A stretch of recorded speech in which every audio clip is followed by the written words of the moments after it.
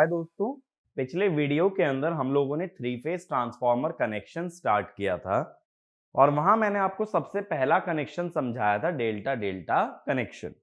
उसमें हमने उसके फीचर्स देखे थे in terms of voltage, in terms of current.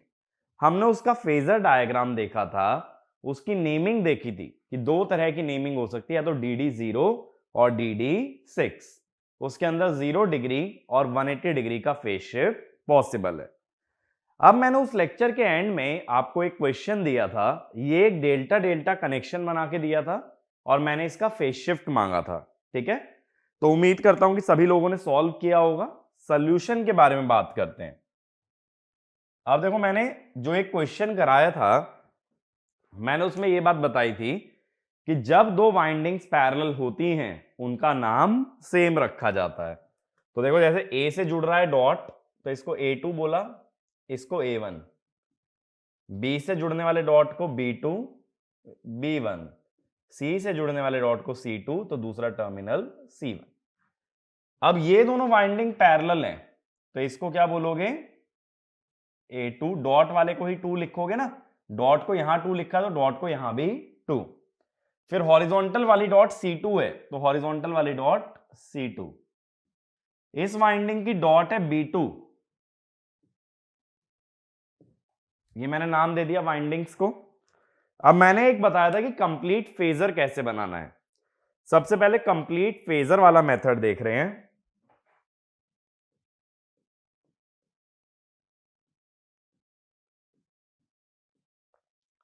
Complete phasor diagram में क्या करोगे? पहले एक लाइन बनाओगे ए की, एक बी और एक सी।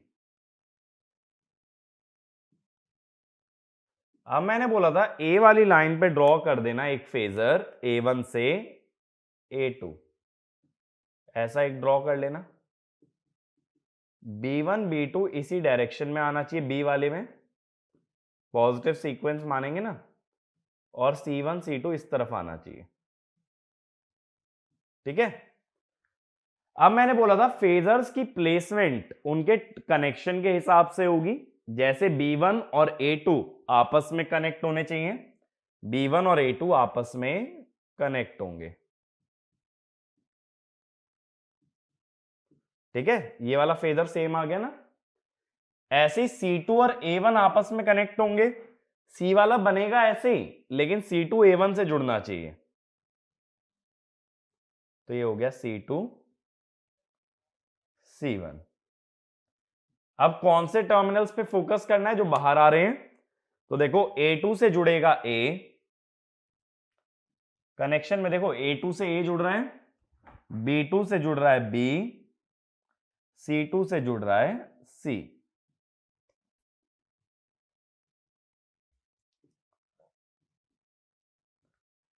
अब इसी अकॉर्डिंगली सेकेंडरी का फेजर बना लो। सेकेंडरी का फेजर बनाओगे तो A1 A2 तो इसी के पैरेलल बनाओगे। सेकेंडरी का फेजर प्राइमरी के पैरेलल ही बनाना है, A1 A2। अब B1 B2 ऐसा ही आना चाहिए। ठीक है, B1 B2 यही होना चाहिए, लेकिन कनेक्शन में B2 जुड़ेगा A1 से, तो B1 B2 ऐसे ही आएगा, बट B2 जुड़ गया A1 से। ठीक है, यानी ऐसी लाइन ड्रॉ करनी है, बट B2 A1 पे आना चाहिए। C1 C2 ऐसे जाएगा, लेकिन C2 जुड़ेगा B1 से। C1 C2 ऐसे ही जा रहा है, बट C2 जुड़ रहा है B1 से।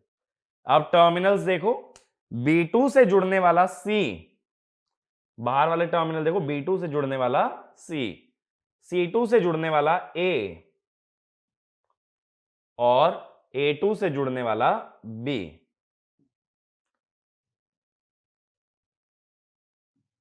तो ये हुआ A B C। अब कोई दो सेम फेज को ऑब्जर्व करना है। जैसे कोई वाला B है, कैपिटल B है डाउनवर्ड्स, और स्मॉल b है कुछ इस तरह से। ये एंगल होगा 120, तो वर्टिकल से कितना बनेगा ये एंगल? 60।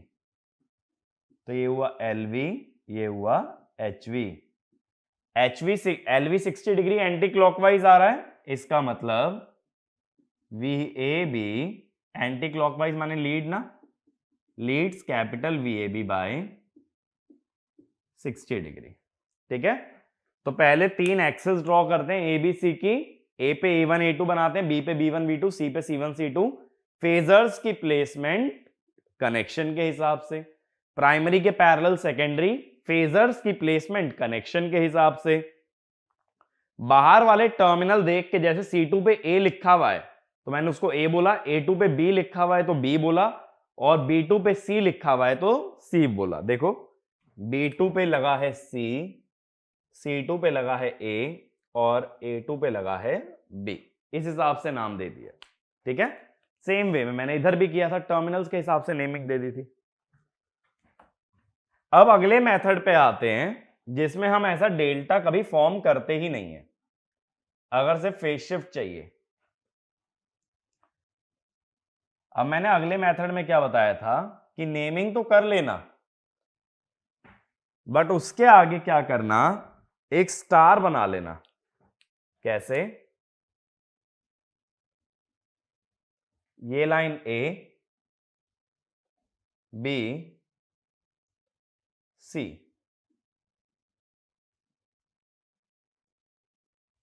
अब मैंने बोला था ऐसे ड्रॉ कर देना, इस लाइन पे A1 A2, अभी कनेक्शन का मतलब ही नहीं है हमें, B1 B2 C1 C2, ऐसे ही फिर छोटे फेजर बना लेना,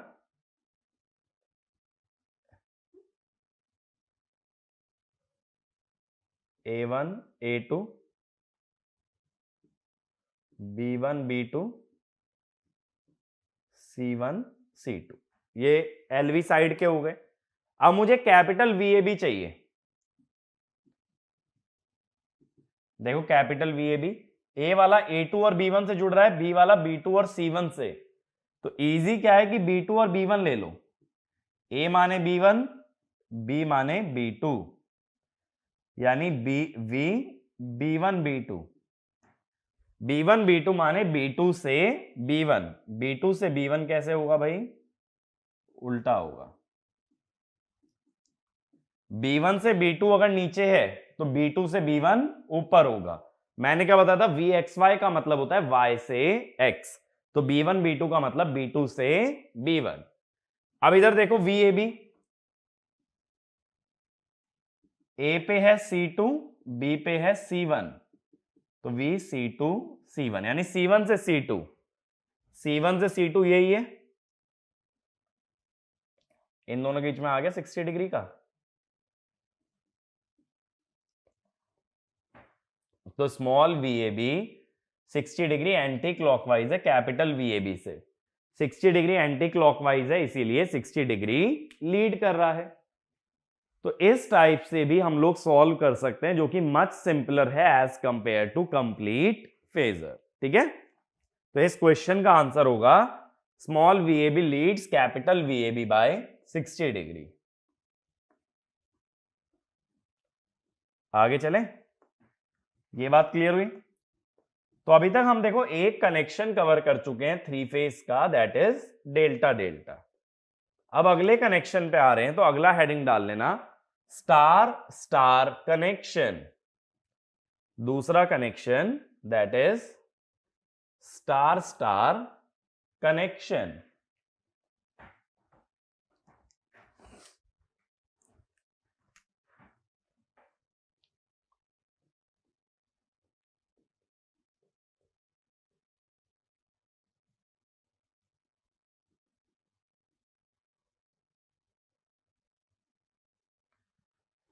अब देखो स्टार स्टार कनेक्शन का मतलब क्या हुआ, प्राइमरी और सेकेंडरी दोनों ही साइड्स हमारी होंगी स्टार कनेक्टेड। तो देखो मैंने क्या बताया था पिछले वीडियो के अंदर कि पहले तीन तीन वाइंडिंग पैरेलल बन जाती हैं, HV और LV साइड की। तो पहले HV की बनाते हैं हमेशा, और फिर LV साइड की वाइंडिंग।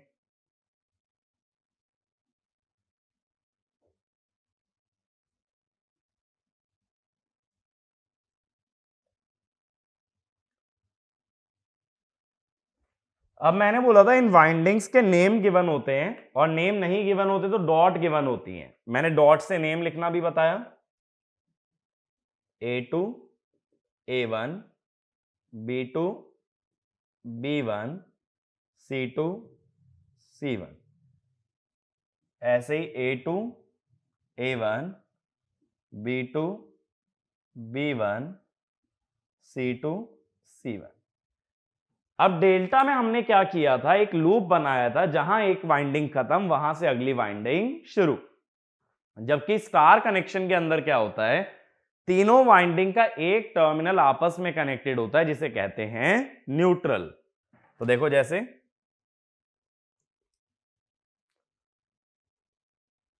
ये एचवी साइड का इसीलिए कैपिटल एन, और इधर से ये एलवी साइड का इसीलिए स्मॉल एन। ठीक है, ये मैंने न्यूट्रल दिखा दिया। दोनों तरफ क्या हो गया, स्टार स्टार कनेक्शन। तो स्टार को एक्चुअल स्टार की फॉर्म में भी दिखा सकते हैं क्वेश्चन में। यह स्टैंडर्ड तरीका ये होता है दिखाने का जहां सारी वाइंडिंग पैरेलली ड्रॉ की जाती है। अब देखो पहले वाले मेथड से ही चलेंगे। अब मैं क्या करूंगा, सबसे पहले मैं 3 एक्सेस बना लूंगा। 3 एक्सेस देखो ऐसे बना लो। स्टार के लिए इजी ये रहता है कि एक एक्सेस वर्टिकल ले लो, ए बी सी। ए के अलोंग बना लो, ए के अलोंग बना लिया A1 से A2। अब बी के अलोंग आना चाहिए B1 से B2, और ऐसे प्लेस करो कि B1 A1 के साथ जुड़े। तो यानी B1 B2 इस लाइन के अलोंग जाएगा और B1 A1 के साथ जुड़ेगा। देखो स्टार का फेजर कितना सिंपल है, B1 B2। अब C इस लाइन के अलोंग जाएगा, लेकिन C1 किसके साथ जुड़ेगा, A1 और B1 के। ये आ गया C1 और ये C2। ठीक है, A1 B1 C1 को न्यूट्रल भी कह सकते हो। तो स्टार के तीनों फेजर ना सिंपली स्टार में बन जाते हैं 3 लाइन के अलोंग, बहुत सिंपल है। अब मैंने सेकेंडरी का क्या बताया था तरीका, कि प्राइमरी के पैरेलल फेजर आता है सेकेंडरी का। तो सेकेंडरी का फेजर ये आ जाएगा A2 A1। अब B1 B2 इस लाइन के अलोंग और C1 C2 इस लाइन के अलोंग, लेकिन कनेक्शन देखो A1 से B1 जुड़ना चाहिए। तो B1 B2 इस लाइन के अलोंग जाएगा और A1 से B1 जुड़ेगा। फिर C1 C2 इस लाइन के अलोंग जाएगा। मैंने इसके पैरेलल ही बना रहा हूं, C1 C2 इसके पैरेलल बनेगा, लेकिन C1 किससे जुड़ेगा, A1 और B1 से। ये आ गया भाई C1 C2। अब A2 वाले को बोला A, जो बाहर निकल रहे हैं टर्मिनल उनसे देखोगे ना A, B2 वाले को बोला B, C2 वाले को बोला C। ऐसे इधर बाहर क्या आ रहा है A2, A2 वाले को बोला A, B2 वाले को बोला B, C2 वाले को बोला C। अब मैंने क्या बोला था, HV का वो फेजर उठाना जो वर्टिकली अपवर्ड्स है। अब की बार वर्टिकली अपवर्ड्स कौन सा फेजर है, कैपिटल A। तो सेकेंडरी का भी क्या उठाओगे, स्मॉल ए। स्मॉल ए भी वर्टिकली अपवर्ड्स है। कितना फेज शिफ्ट आ रहा है भाई, 0 डिग्री का फेज शिफ्ट दिख रहा है। तो नाम क्या होगा, YY0। ठीक है, कैपिटल Y का मतलब HV side star connected, small y का मतलब LV साइड स्टार कनेक्टेड, 0 का मतलब 0 degree phase shift between HV and LV। ठीक है, तो स्टार का फेजर बनाना सबसे आसान है, सीधा स्टार की फॉर्म में बनाओगे और जो टर्मिनल एक साथ कनेक्टेड हैं वो सारे स्टार के सेंटर पे आएंगे। प्राइमरी के पैरेलल सेकेंडरी बनाओगे, उसके बाद जो टर्मिनल बाहर निकले हैं उसके हिसाब से ही फेजर का नेमिंग होता है। जैसे मैंने पिछले क्वेश्चन में भी दिखाया था, जो एबीसी बाहर मैंने दिखा रखे थे उसी के हिसाब से मैंने फेजर्स को नाम दिए थे। अब मैंने बाहर क्या दिखाए हैं, A2 B2 C2, A2 B2 C2, तो इनके हिसाब से मैंने नेमिंग दिया है। ठीक है, अब इसी का अगला वेरिएशन देखते हैं।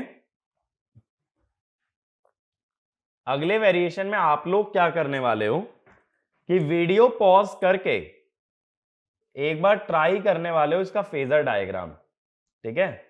जितने भी स्टेप तक बन पाए एक बार बनाओ, वीडियो पॉज करो, ट्राई करो, अगर 2 स्टेप, 1 स्टेप भी हो पाता है तो वहां तक पहुंचो और फिर वीडियो प्ले करके देखना कि ये हमने किस तरीके से ड्रॉ करने वाले हैं, ठीक है। तो 3-4 मिनट का टाइम ले सकते हो इसको ट्राई करने के लिए।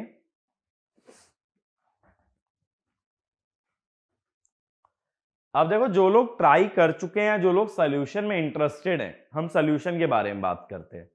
मैंने क्या बताया, स्टार में हमेशा एक एक्सिस ए फेज वाली वर्टिकल बना लेना, बनाने को कोई भी बना सकते हो, बट पॉजिटिव सीक्वेंस के लिए ए के बाद बी और बी के बाद सी 120 डिग्री पे। अब ए के अलोंग हम बना देते हैं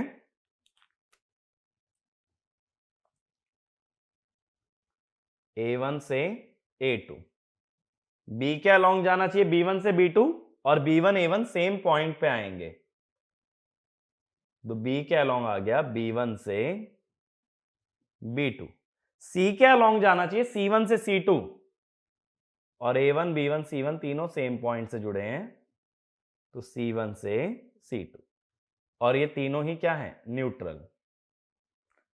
अब इसी के पैरेलल बनेगा सेकेंडरी का फेजर A1 से A2 अपवर्ड्स। तो देखो, अगर A1 से A2 ऐसे बनाते हो इसके पैरेलल तो ये हो जाएगा, लेकिन अब इसमें दिक्कत क्या है कि बाहर आने वाला टर्मिनल A1 है और हम क्या चाहते हैं यूजुअली कि जो टर्मिनल बाहर आ रहा हो फेजर उसी की तरफ ओरिएंटेड हो। तो A1 से A2 अगर ऊपर जा रहा है तो A2 से A1 कैसे जाएगा, नीचे। बात समझ आई? इधर A1 से A2 गए ऊपर तो इधर भी A1 से A2 गए ऊपर, लेकिन मेरे को A2 से A1 बनाना है क्योंकि बाहर निकलने वाला टर्मिनल है A1, तो A2 से A1 मैंने किस तरफ बना लिया, नीचे। अब ऐसे देखो, B1 से B2 इधर जा रहा है तो B2 से B1 उल्टा जाएगा, B2 से B1 इस डायरेक्शन में जाएगा। और इसमें ध्यान ये देना कि A2 और B2 सेम पॉइंट पे बनेंगे, तो B2 से B1 ऐसे जाएगा, ऐसे C1 से C2 नीचे आ रहा है तो C2 से C1 उल्टा जाएगा, C2 भी B2 से जुड़ेगा तो C2 से C1 उल्टा जाएगा। अब जो टर्मिनल बाहर आ रहे हैं उसके हिसाब से नेमिंग कर दो, A2 B2 C2, A2 पे जाने वाला A, B2 पे जाने वाला B, C2 पे जाने वाला C। ऐसे इधर बाहर आ रहे हैं A1 B1 C1, A1 B1 C1, A1 पे आने वाला A, B1 वाला B, C1 वाला C। अब प्राइमरी का वो फेजर उठाओ जो वर्टिकली अपवर्ड्स है, वो है कैपिटल A। सेकेंडरी का भी A उठाओगे लेकिन वो वर्टिकली डाउनवर्ड्स है। कितना शिफ्ट आ गया भाई, 180 डिग्री, तो ये हो गया YY6, ठीक है। 6 o'clock हो रहा है ना घड़ी के अंदर, इस हिसाब से तो ये हो गया YY6। तो देखो मैंने क्या किया, मैंने फेजर इस हिसाब से बनाया कि जो टर्मिनल बाहर निकला हुआ है फेजर उसी की तरफ ओरिएंटेड रहे। तो अगर A1 से A2 अपवर्ड्स लिया है तो A2 से A1 की डायरेक्शन क्या दिखाओगे, डाउनवर्ड्स। ये तो ऑब्वियस सी बात है ना भाई, A से B अगर राइट जा रहे हो तो B से A का मतलब क्या है, लेफ्ट, उल्टी डायरेक्शन। ये क्लियर हुआ? तो इसके अंदर भी डेल्टा डेल्टा की तरह दो पॉसिबिलिटी होती हैं, 0 डिग्री फेज शिफ्ट और 180 डिग्री फेज शिफ्ट। तो एक पॉइंट लिखना, the phase shift offered by star transformer, the phase shift offered by star transformer is identical to delta delta transformer, and hence both belong to same phasor group, तो दोनों का grouping same रखा जाता है। कौन कौन से ग्रुप में आ सकते हैं भाई, ग्रुप नंबर 1 और ग्रुप नंबर 2, एक 0 डिग्री फेज शिफ्ट वाला और एक 180 डिग्री फेज शिफ्ट वाला। और ग्रुपिंग क्यों जरूरी थी मैंने पहले भी बताया था, जो ट्रांसफॉर्मर सेम ग्रुप के होते हैं सिर्फ वही ट्रांसफॉर्मर आपस में पैरेलली कनेक्ट किए जा सकते हैं। अब दोबारा से हम आएंगे जैसे हमने डेल्टा डेल्टा में बात की थी फीचर्स की, तो नेक्स्ट लिखना features of star star connection, features of star star connection.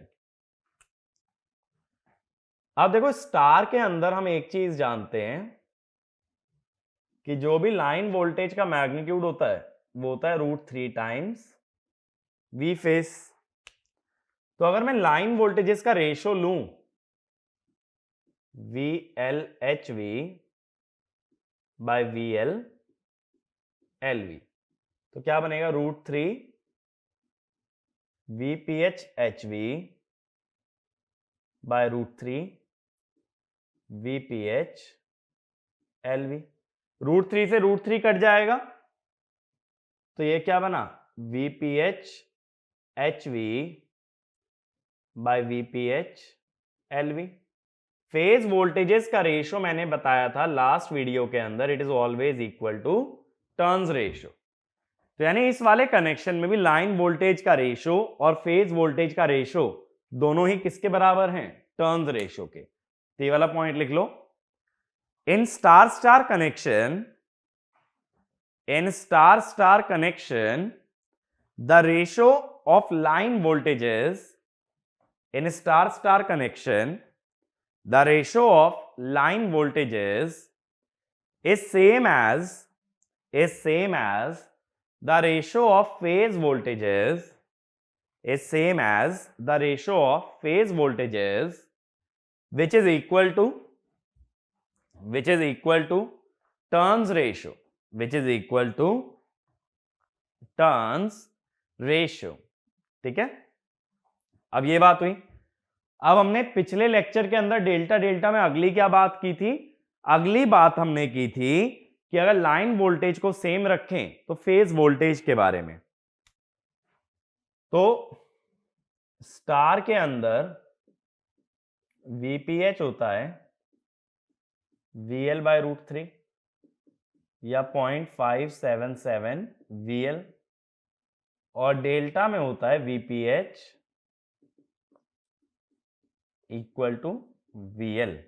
ठीक है, तो इसका मतलब क्या हुआ कि फेज वोल्टेज डेल्टा की ज्यादा है as compare to phase voltage of star, लेकिन कब, जब लाइन वोल्टेज सेम रखी जाए। अब हम ये भी जानते हैं कि phase voltage is directly proportional to number of turns.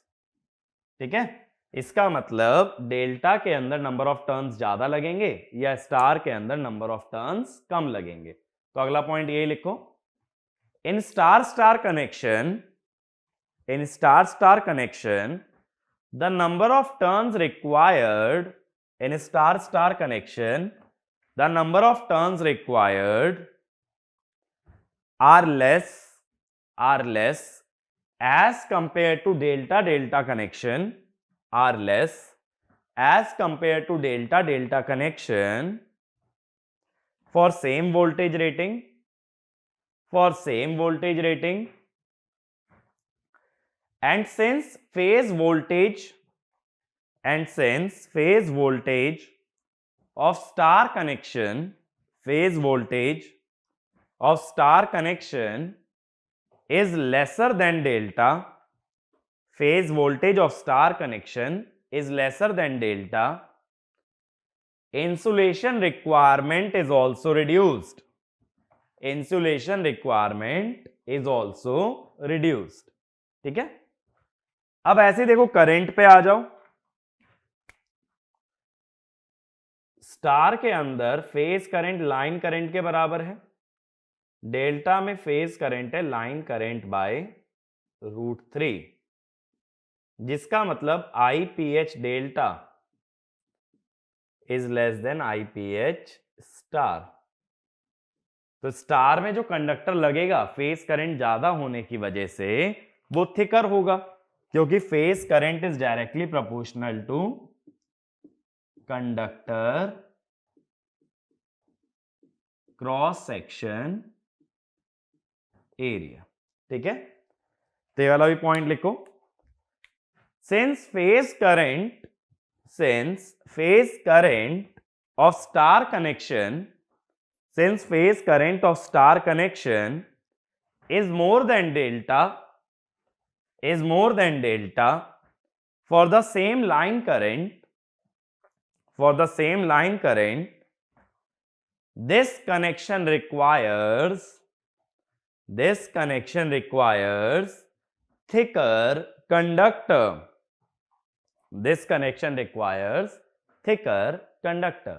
और कंडक्टर जितना मोटा होगा उतना ही मैकेनिकली स्ट्रांग भी होगा। ये हमने डेल्टा डेल्टा में लिखा था ना कि delta delta conductor star star से मैकेनिकली वीक होता है। अब एक उल्टा कंपैरिजन ये था कि अगर वीपीएच सेम कर दो, वीपीएच सेम करोगे तो स्टार का जो वीएल है वो होगा √3 वीपीएच और डेल्टा का जो वीएल है वो है वीपीएच, यानी कि VL star is greater than VL delta. Same way में यहां आईएल है आईपीएच, यहां आईएल है √3 आईपीएच। तो अगर आईपीएच को सेम माना जाए तो IL star is less than IL delta. तो इसीलिए हम बोल देते हैं कि star star connection high voltage low current application में काम आ सकता है। तो इसमें वाला पॉइंट लिखो, if VPH and IPH are same for star and delta, star connection is more useful for high voltage low current application, ठीक है। अब एक पॉइंट हार्मोनिक के बारे में लिखो, this connection does not provide any path for third harmonic current,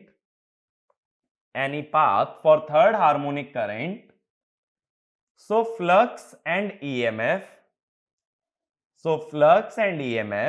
contain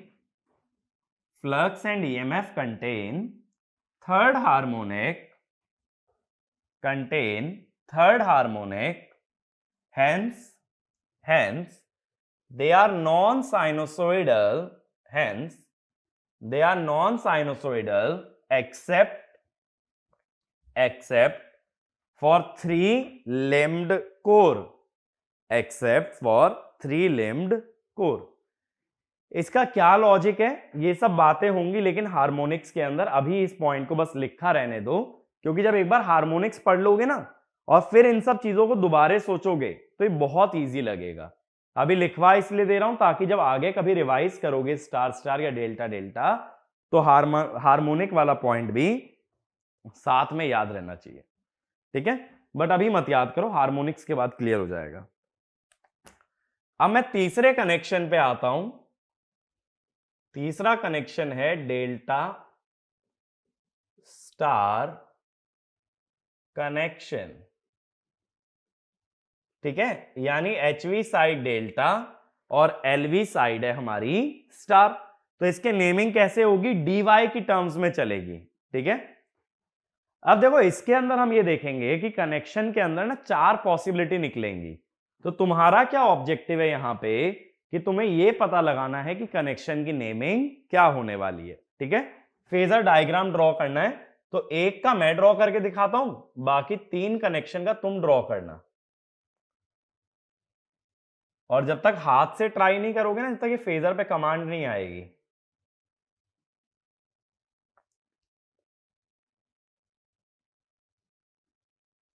देखो मैं 3-3 वाइंडिंग बना लेता हूं प्राइमरी सेकेंडरी के लिए।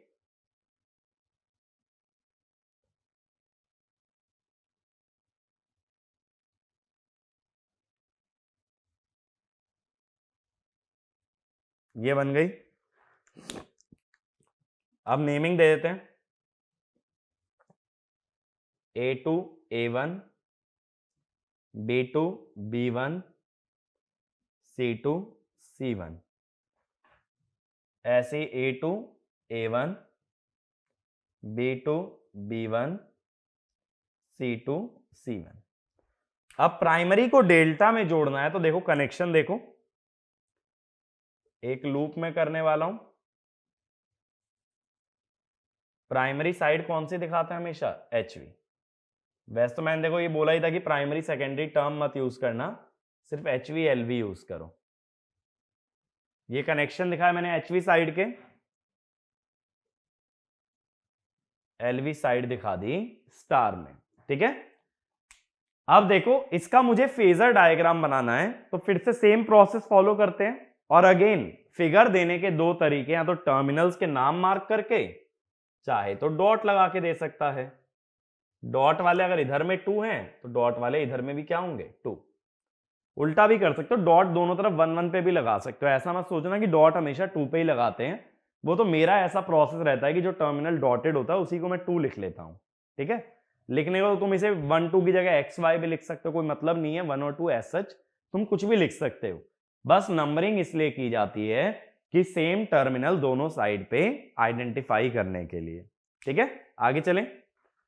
अब मैंने डेल्टा का फेजर बनाना कैसे बताया था, पहले 3 लाइन ड्रॉ कर लेना भाई। देखो डेल्टा डेल्टा से कहीं आसान है ये फेजर। अगर डेल्टा डेल्टा क्लियर है ना तो कोई भी फेजर बना सकते हो। ये वाली लाइन A, ये वाली लाइन B, ये वाली लाइन C। मैंने अब बोला था पहला फेजर तो सीधे डाल देना A पे। ये डल गया भाई A1 A2। अब B1 B2 इस लाइन के अलोंग आएगा, लेकिन कनेक्शन कुछ ऐसा कि B2 किस पे जुड़े, A1 पे। मुझे ऐसी लाइन जोड़नी है और B2 A1 पे आए, तो यहां बना लो। देखो सेम लाइन मैंने बना दी, B2 आ गया ना A1 पे। अब C1 से C2 ये लाइन बननी चाहिए, नीचे से ऊपर C1 से C2। C1 से C2 ये लाइन तो बनेगी, लेकिन C2 किससे जुड़ेगा, B1 से।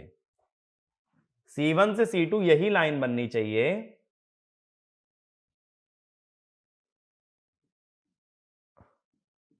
देखो ये दोनों लाइन आइडेंटिकल है ना, ठीक है। ये बन गया फेजर। अब कौन से टर्मिनल बाहर आए हैं, A2 B2 C2, तो इसी के हिसाब से नेमिंग होगी। पहले इन्हें सर्कल कर लो, A2 B2 और C2। B2 से जुड़ने वाले को बोलोगे B, C2 वाले को C, A2 वाले को A, ठीक है। ये बन गए। अब इसके बाद सेकेंडरी का बनाना है। सेकेंडरी का फेजर प्राइमरी से पैरेलल बनाना होगा, तो इधर A1 A2 हॉरिजॉन्टल है तो इधर भी A1 A2 हॉरिजॉन्टल। इधर B1 B2 इस लाइन के अलोंग है और C1 C2 इस लाइन के अलोंग है, ठीक है। ऐसे ही बनना चाहिए ना। बट B1 B2 जब बनाओगे तो A1 B1 सेम पॉइंट पे रखना, क्योंकि दोनों जुड़े हैं। तो B1 B2 ऐसे बन गया, और C1 C2 भी इस लाइन के अलोंग चला गया, क्योंकि C1 भी तो A1 B1 के साथ आना चाहिए। और ये A1 B1 C1 वाला टर्मिनल कौन सा, ये है न्यूट्रल। अब फिर देखो कौन से टर्मिनल बाहर आए, A2 B2 और C2। A2 B2 और C2 बाहर आए तो इन पे सर्कल कर लो, और A2 से जुड़ने वाला A, B2 से जुड़ने वाला B, C2 से जुड़ने वाला C, ठीक है। जो टर्मिनल बाहर आते हैं उससे ही नेमिंग होती है। अब हमें क्या देखना है, फेज शिफ्ट ऑब्जर्व करना है। उसके लिए सेम फेजर देखना पड़ेगा प्राइमरी सेकेंडरी पे। सेम फेजर देखने के लिए अगर इधर कैपिटल C देख रहे हो तो इधर स्मॉल c देखोगे। कैपिटल C तो देखो वर्टिकली अपवर्ड्स है, और स्मॉल c यहां से है 30 डिग्री पे। 30 डिग्री क्या कर रहा है, लीड कर रहा है ना, तो LV साइड HV को 30 डिग्री लीड कर रही है। अगर क्लॉक पे बनाओगे तो देखो कैपिटल C ये आ रहा और स्मॉल c यहां पे है 30 डिग्री पे, यानी 11 पे। तो नाम क्या हुआ, DY11। ठीक है, ये क्लियर हुआ नेमिंग। सिंपली dy11 आ जाएगा अगर इसका फेजर डायग्राम ड्रॉ करते हो। दोनों साइड पे बस सेम फेज को ऑब्जर्व करना, या तो A और A, या तो B और B, या तो C और C। ये वाला कनेक्शन क्लियर हुआ। डेल्टा का मैंने वैसे ही बनाया जैसे डेल्टा डेल्टा में बनाया, फिर डेल्टा के पैरेलल बनाया स्टार का, और फेजर्स की प्लेसमेंट ऐसी कि जो टर्मिनल साथ में कनेक्टेड है फेजर में भी वो टर्मिनल साथ में ही दिखाने होंगे। ठीक है, और चाहो तो इसको भी दूसरे वाले मेथड से ट्राई कर सकते हो जो मैंने बताया था कि डेल्टा का पूरा ट्रायंगल ना बना के सीधा स्टार बना लिया जाए, वो काम भी हो सकता है। आगे चलें। अब देखो एक सेकंड केस मैं तुम्हें दे रहा हूं, एक बार ट्राई करना, ये निकालना कि कितना फेज शिफ्ट आ रहा है सेकंड केस के अंदर, और फिर हम देखेंगे कि एग्जैक्ट सॉल्यूशन क्या होगा। अब मैं सेकंड फेज में क्या कर रहा हूं, सेकंड केस के अंदर मैं न्यूट्रल की पोजीशनिंग बदल देता हूं।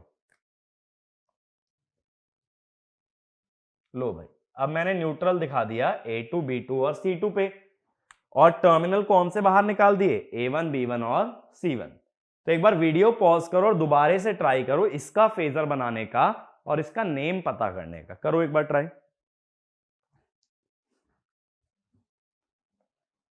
अब देखो जो लोग ट्राई कर चुके हैं सॉल्यूशन में इंटरेस्टेड हैं, हम लोग इसके सॉल्यूशन के बारे में डिस्कस करते हैं। फिर से डेल्टा का फेजर बनाने के लिए 3 लाइन में ड्रॉ कर लेता हूं, A, B, C, ये 3 आ गई लाइन। अब A1, A2 सीधा A के अलोंग बना देना,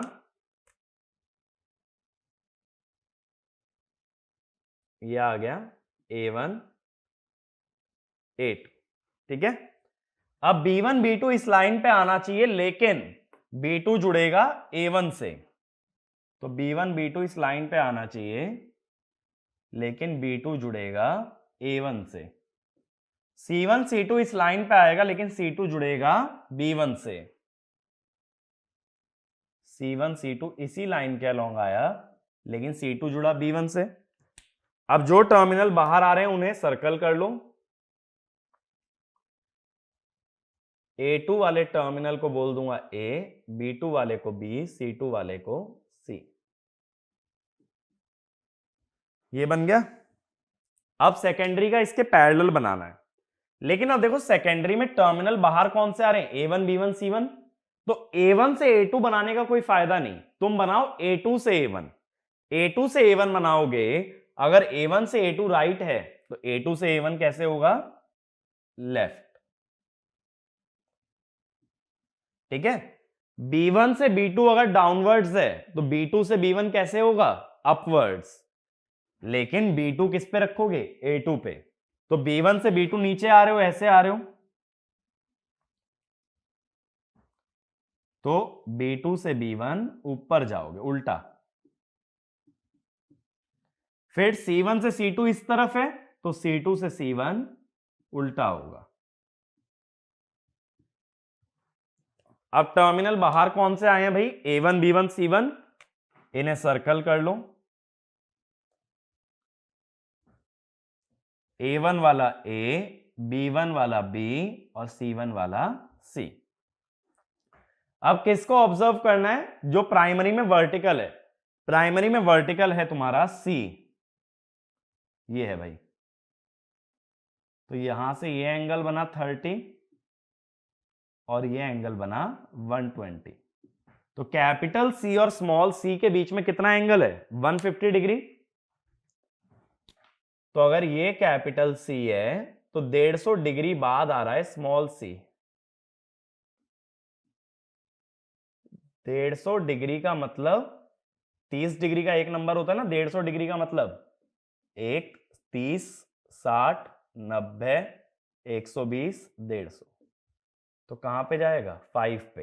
तो अब देखो कितना घड़ी में टाइम हो गया, 5 बज गए, तो dy5। इसका मतलब क्या हुआ, LV lags HV by 150 degree.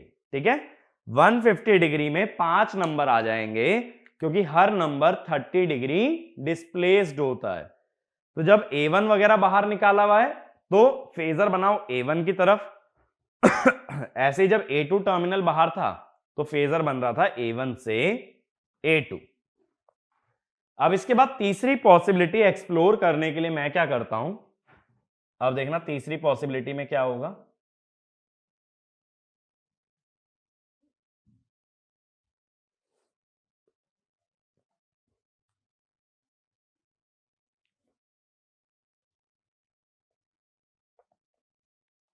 मैं प्राइमरी के कनेक्शन बदल देता हूं।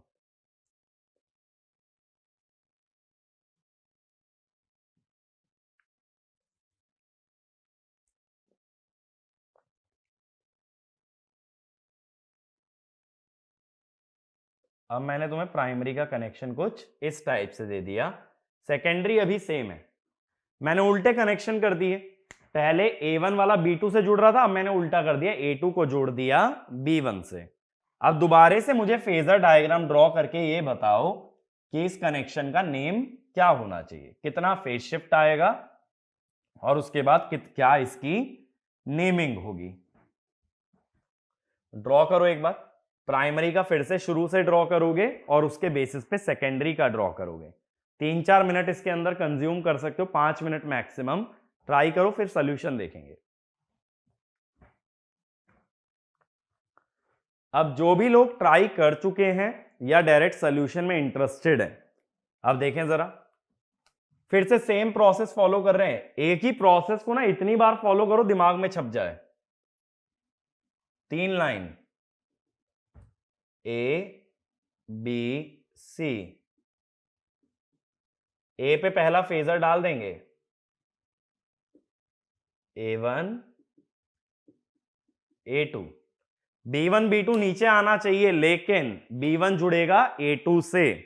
B1 B2 इसी लाइन पे आएगा, बट B1 जुड़ेगा A2 से। तो भाई ये बना लो, ये आ गया B1 B2। C1 C2 इसी लाइन पे जाएगा, लेकिन C1 जुड़ेगा B2 से। इसी लाइन पे जाना है, लेकिन C1 को जोड़ना है B2 से। अब टर्मिनल बाहर कौन से हैं? A2 B2 और C2। सर्कल मार लो। जो टर्मिनल बाहर, उसके हिसाब से रेफरेंस फेजर बनेगा। A2 वाला A, B2 वाला B, C2 वाला C। अब प्राइमरी फेजर बनने के बाद इसके पैरेलल बनाओ सेकेंडरी, लेकिन सेकेंडरी में बाहर आ रहा है A1, तो A1 से A2 बना के फायदा नहीं है, फायदा है A2 से A1 बनाने में। अगर A1 से A2 राइट है तो A2 से A1 लेफ्ट होगा। A2 A1, ठीक है। फिर भी मैं ऐसे डॉटेड लाइन बना लेता हूं, जो मैंने प्राइमरी में भी बनाई थी। अब B1 से B2 इस लाइन के अलोंग था ना, तो B2 से B1 उल्टा होगा, और B2 और A2 सेम पॉइंट पे हैं। देखो B2 A2 कनेक्टेड है, ऐसी C2 भी इन दोनों से कनेक्टेड है। C1 से C2 अगर ऊपर था तो C2 से C1 नीचे आएगा। अब जो टर्मिनल बाहर आ रहे हैं A1 B1 C1, उसके हिसाब से नेमिंग दे दो। स्टार में कोई रेफरेंस फेजर बनाने की जरूरत नहीं होती, स्टार खुद ही स्टार में है। अगर डेल्टा होता है ना, डेल्टा के अंदर स्टार बनाते हो। अब प्राइमरी का कौन सा फेजर देखोगे भाई? कैपिटल बी वाला। कैपिटल बी है नीचे की तरफ, और उससे ये एंगल 30, ये एंगल 120। तो क्या हो रहा है? सेकेंडरी वाला 150 डिग्री लीड कर रहा है। तो हम क्या कह सकते हैं? LV leads HV, anti clockwise है ना, तो लीडिंग हो गया बाय 150 डिग्री। तो अगर एचवी को ऊपर बना लोगे तो एलवी 150 डिग्री एंटी क्लॉकवाइज आना चाहिए। ये आ गया ना 150 डिग्री। अगेन 150 डिग्री में 5 नंबर होते हैं घड़ी के, 12, 11, 10, 9, 8, 7। तो अब घड़ी में कितने बज रहे हैं भाई? एलवी वाले को आवर हैंड मानो, एचवी को minute hand, this is dy/7। ठीक है, तो अगर ये लैगिंग लीडिंग वाला एंगल निकाल लोगे ना तो घड़ी पे भी पता लगा सकते हो कि कितना नेम आना चाहिए, कितना टाइम होना चाहिए। अब इसी की लास्ट पॉसिबिलिटी मैं फिर से न्यूट्रल चेंज कर देता हूं, मैं फिर से न्यूट्रल चेंज कर रहा हूं। अब दोबारा बनाओ, ठीक है, दोबारा से प्राइमरी और सेकेंडरी का फेजर बना के ये पता लगाओ कि कितना फेज शिफ्ट आएगा एचवी और एलवी में। ठीक है, एक बार ट्राई करो। अगेन इसके अंदर 4 से 5 मिनट कंज्यूम कर सकते हो।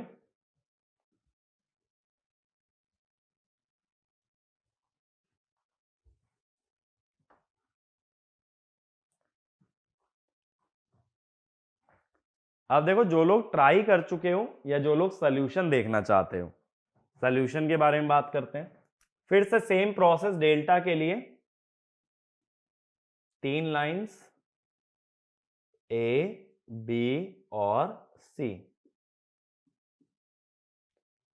पहला फेजर ए के अलोंग डाल दो सीधे, A1 A2। दूसरा फेजर नीचे जाना चाहिए, लेकिन ध्यान क्या रखना है, B1 आना चाहिए A2 पे। तो दूसरा फेजर नीचे जाना चाहिए बट B1 आना चाहिए A2 पे। तीसरा फेजर ऊपर जाना चाहिए, लेकिन कनेक्शन देखो, C1 आएगा B2 पे। तीसरा फेजर ऊपर जाएगा लेकिन C1 आएगा B2 पे। बन गया डेल्टा। अब जो टर्मिनल्स बाहर आ रहे हैं उन्हें सर्कल कर लो। बाहर कौन कौन आ रहा है? A2, B2, C2। A2 वाला A, B2 वाला B, C2 वाला C। अब इसी के पैरेलल सेकेंडरी बनाओ। अब देखो न्यूट्रल कहां है? A1, B1 और C1 पे, तो फेजर A1 से A2 ही बनेगा, तो इस बार पैरेलल ही बनाना है। तो A1 से A2 ये आ गया प्राइमरी के पैरेलल। फिर B1 से B2 नीचे आना चाहिए और B1 और A1 एक साथ आए। B1 से B2 नीचे और A1 B1 एक साथ है। ऐसे C1 से C2 ऊपर और C1 भी इन दोनों के साथ है। अब टर्मिनल बाहर कौन से हैं? इधर A2, B2 और C2, तो इनको सर्कल कर लो। A2 हो गया, B2 और ये हो गया C2। A2 को लिखो A, B2 को B और C2 को C। अब कौन सा फेजर देखोगे भाई? वर्टिकल वाला, यानी कि कैपिटल B। कैपिटल B है नीचे की तरफ, तो ये सेकेंडरी कितना लीड कर रहा है? 30 डिग्री। एंटी सॉरी क्लॉकवाइज है ना, लैग कर रहा है। LV lags HV by 30 degree. तो अगर HV का फेजर वर्टिकल है तो LV इससे 30 डिग्री लैग करेगा, 30 डिग्री क्लॉकवाइज। 30 डिग्री में कितने नंबर आएंगे भाई घड़ी पे? एक नंबर आएगा ना, ये 12, तो ये 1। तो कितना टाइम हो गया घड़ी में? dy1। तो देखो यहां पे 4 पॉसिबिलिटी बन गई। क्या क्या कनेक्शन हमने देख लिए? dy11, dy1, dy7 और dy5। जैसे स्टार स्टार और डेल्टा डेल्टा में 2 पॉसिबिलिटी होती हैं, एक तो dy0 और dy6, ऐसे यहां 4 होती हैं, 1, 5, 11, 7। मेरी बात क्लियर हुई? ठीक है, तो अब तो एक अच्छा आइडिया लग रहा होगा भाई ये फेजर कैसे ड्रॉ होते हैं। पहले प्राइमरी का बनता है, सेकेंडरी का उसके पैरेलल अगर सेम डायरेक्शन में बनाओ, और उल्टा जाओगे तो एंटी पैरेलल। बाद में सेम फेज के 2 फेजर्स के बीच का फेज शिफ्ट निकाल देते हैं। लेकिन ये कभी मत भूल जाना, जो फेज शिफ्ट निकाल रहे हो वो किसके बीच में होता है? लाइन वोल्टेजेस के। फेज वोल्टेज हमेशा होती हैं सेम फेज में। अब अगला लिखना, जैसे स्टार स्टार डेल्टा डेल्टा में लिखा, features of delta star connection. Features of delta star connection. सबसे पहले फीचर में हम क्या करते हैं, लाइन वोल्टेज का रेशियो लेते हैं ना।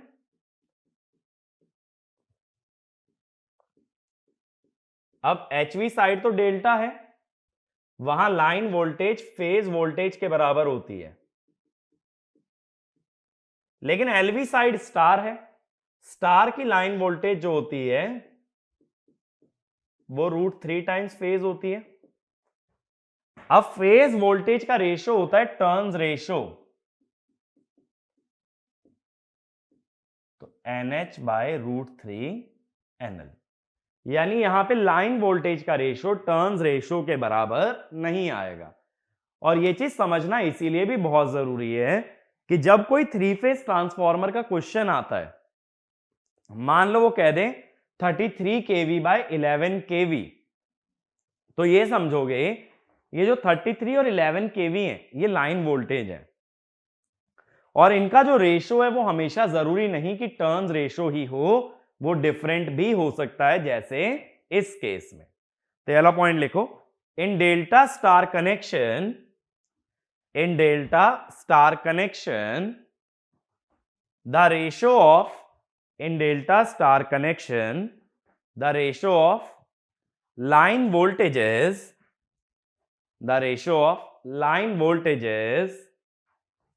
is less as compared to phase voltage, is less as compared to phase voltage, and the ratio is not equal to